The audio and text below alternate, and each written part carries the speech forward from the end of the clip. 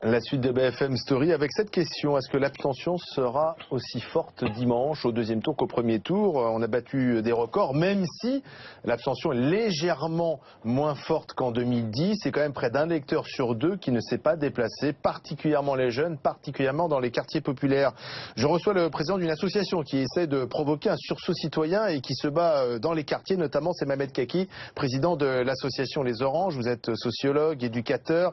Bon, tout d'abord, quand vous rencontrez, on va commencer par les jeunes, même si ça ne concerne pas que les jeunes, mais surtout les jeunes, puisque selon un sondage Ipsos, 65% des 18-24 ans n'ont pas été votés dimanche dernier. Quand vous les rencontrez, qu'est-ce qu'ils vous disent? Eh bien, ils nous disent voter pour qui? Et tous pareils. Mais en fait, ça c'est le premier slogan. En réalité, lorsqu'on commence à discuter, qu'on enlève le masque, il y a un lien qui se crée et que petit à petit, une élaboration, je dirais, politique qui se met en place et que, en effet, il y a véritablement un désir de s'inscrire dans la politique. Mais il y a quand même, on a l'impression, une certaine fatalité de la part des citoyens. Fatalisme. Beaucoup se disent finalement, voter, ça ne sert à rien. Je crois que cette question, il faut surtout réfléchir sur les conditions de production qui ont donné ça ne sert à rien. Moi, je ne pense pas que ça sert à rien, bien au contraire. Je pense que ce qui s'est passé dimanche dernier, un nuage acide terrible qui est tombé sur la France et qui essaye de neutraliser notre pensée, il faut absolument le combattre. Et ça, c'est du concret parce que la France, la belle France, donc de Voltaire, de Rousseau, celle qui a produit Raymond Boudon, celle qui a produit Alain Touraine et Pierre Bourdieu. Cette France-là, elle est belle, elle est magnifique et nous n'avons pas le droit de laisser les clés du camion à l'extrême droite. Ah, donc vous dites finalement, c'est le Front National, la menace du Front National qui va réveiller les abstentionnistes?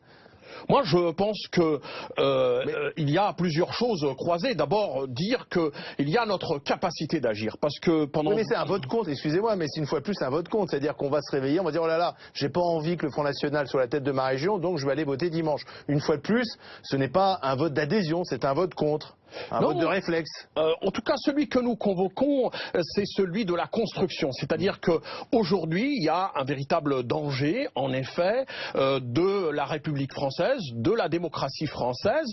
On ne peut pas laisser la gestion à des gens qui sont dans la discrimination. Non, mais ça, c'est votre discours militant. Mais il y a beaucoup de jeunes, qui, notamment dans les quartiers populaires, qui n'ont pas l'impression d'appartenir finalement à cette société politique, qui disent bon, moi je suis pas dans l'histoire en fait.